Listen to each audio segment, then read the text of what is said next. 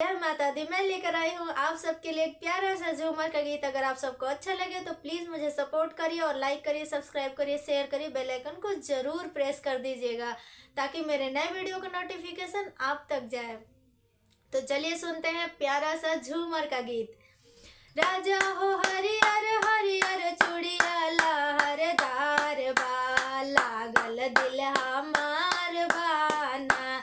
राजा हो हरियर हरियर चूड़िया लहरदार बा, लागल दिल हमार बाना। जले चूड़िया ना ले आइबो तबले जेवना ना बनइबो, जबले चूड़िया ना ले आइबो तबले जेवना ना बनइबो। राजा हो मन करता हरियर चूड़िया पहने के, फिल्म सिनेमा देखे के ना। राजा हो मन करता हरियर चूड़िया पहने के, फिल्म सिनेमा देखे के ना। राजा हो हरियर हरियर सड़िया लहरदार बा, लागल दिल हमार बाना। राजा हो हरियर हरियर सड़िया लहरदार बा, लागल दिल हमार बाना। जबले सड़िया ना ले आइबो तबले जेवना ना बनइबो, जबले सड़िया ना ले आइबो तबले जेवना ना बनइबो। राजा हो मन करता हरियर सड़िया पहने के, फिल्म सिनेमा देखे के ना। राजा हो मन करता हरियर सड़िया पहने के, फिल्म सिनेमा देखे के ना।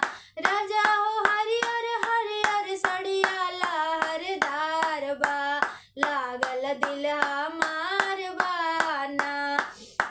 राजा हो हरियर हरियर माला लहरदार बा, लागल दिल हमार बाना। राजा हो हरियर हरियर लहंगा लहरदार बा, लागल दिल हमार बाना। जले लहंगा ना ले आइबो तबले जेवना ना बनइबो, जबले माला ना ले आइबो तबले जेवना ना बनइबो। राजा हो हरियर हरियर लहंगा, राजा हो मन करता हरियर लहंगा पहने के, फिल्म सिनेमा देखे के ना। राजा हो मन करता हरियर माला पहने के, फिल्म सिनेमा देखे के ना।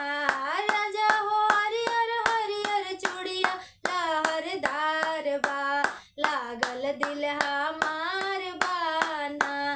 राजा हो हरियर हरियर चूड़िया लहरदार बा, लागल दिल हमार बाना।